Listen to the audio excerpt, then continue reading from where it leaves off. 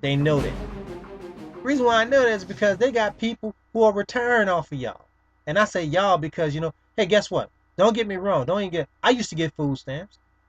That's right. I used to get food stamps.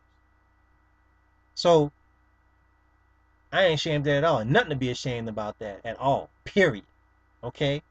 I never been on Section 8 or nothing. Like, I don't even really know how to get on Section 8. I know a few people who have been on Section 8 personally, but I never really got any business as far as how they got or why they even got or why they wanted to get it, but they did it. Now, a couple of them are still on Section 8. A lot of them are not on Section 8. But my point is, there's nothing to be ashamed about if you need the help or the assistance to get yourself together to get to another level, especially after traumatic thing like Hurricane Katrina, Rita and all this kind of stuff, a devastation, a traumatic, devastating event in your life, in your life. That just makes sense for you to do that. But I'm talking about free money as a lifestyle. You're going to be on the government tip month in, month out, year in, year out, generation after generation, and teach this as a way of life. Now, that's a negative. That's a big negative. And that needs to change. And it's killing, I'm telling you, it's killing a lot of our black community. Because what it does is it brings you to the point where you're losing a lot of your self-esteem. You're losing a lot of your own self-respect for your worth and your value. I mean, if you think you're only worth $800 a month that they doling out to you in free money, that's all you think you worth, $800 a month, you and your children, or your kid or your couple of kids or what have you. So you feel that's what you worth. So you're gonna be that way for another 5, 10, 15 years, 20 years, and then continue the cycle. With your son and your daughter doing the same thing. Oh, I got to get my Section 8. My mom got her Section 8. Oh, she got, oh, I'm gonna get my food stamps. So what's really going on there? So that cycle needs to be broken. It needs to be addressed. And it needs to be understood what's really happening, what's really going on. And I go back to what I'm saying. The reason why I know free money is killing people is because you got individuals who have never, ever, because of free money, has ever had established any type of credit. Never been able to get a bank card. Never been able to get a checking account, a banking account. Never been able to get a true credit card. Never been able to establish any true credit. Never really been able to be part of what we call our so-called mainstream society, participating in it because of the restraints that they hold you back on and the requirements that you need to have the credit cards, to get the credit, to get the other things that they say is part of that, making it to that mainstream level in society.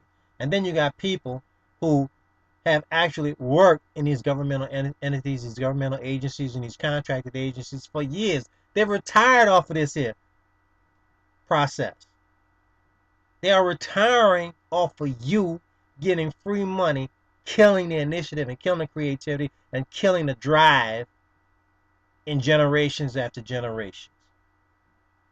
It's got to be addressed. It's got to be, and it's killing our black community. We've got too many of our people on it. Now, don't get me wrong. They got more whites on this than blacks.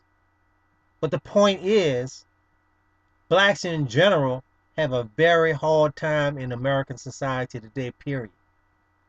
So we need to address every issue that's impacting us. The whites that's on this, yeah, there are more whites on this or not, but they have more whites that are not on it.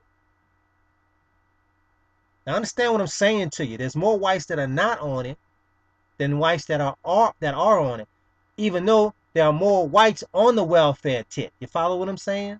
But the thing is, blacks are a minority population in this nation, and percentage-wise, we have too many of us that are on this and have not put a plan together to get off this and understand how it's really killing us, killing our community, killing our creativity, killing our drive, killing our motivation to be self-sufficient, stand on our own 2 feet, move forward into true economic development, businesses, careers. It's a serious issue, extremely serious. It's a mindset. It's a terrible mindset that has to be corrected and changed.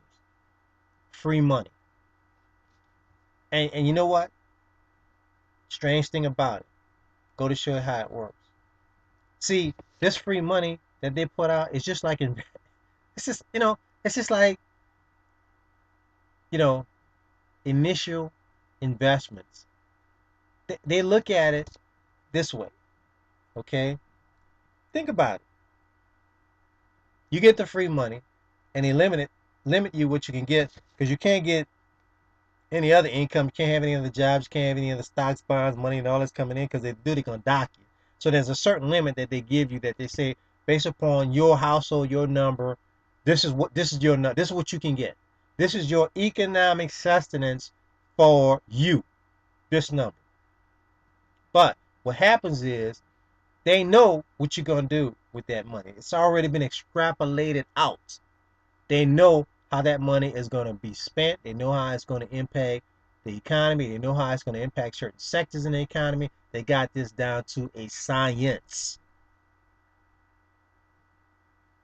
While lo and behold, too many people running around thinking, oh, free money, I'm getting over. No, you're not.